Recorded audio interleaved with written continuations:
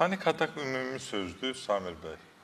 Yəni bu nevroloji xəstəliklərin içərisində eləsi var ki, adamlar vaxtında müalicə olunmayanda, həkimə müraciət eləməyəndə özündən asılı olmadan onlarda özünə qəsd yarana bilir.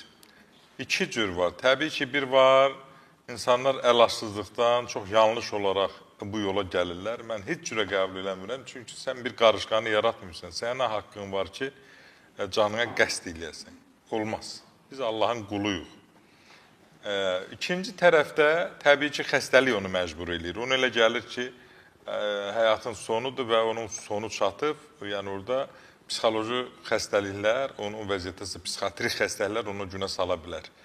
Bəzən görsən onu çağırırlar, qulağına nəyisə deyirlər, ya əmr eləyirlər və bu vəziyyətə gəlir. Ona görə də ancaq bu xəstəliklərin hamısının müalicəsi var.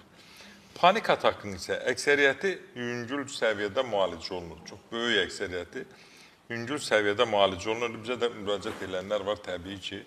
Orada vacib olan faktor nədir? Həkimə inanmalısan, güvənməlisən. İnam olmadı, o məsələ çətindir. Ümumiyyətlə, inam olmadı, bütün məsələlər çətindir. Birinci inanmalısan ki, hər şey yaxşı olacaq. Bəli. İnan, bir də güvən.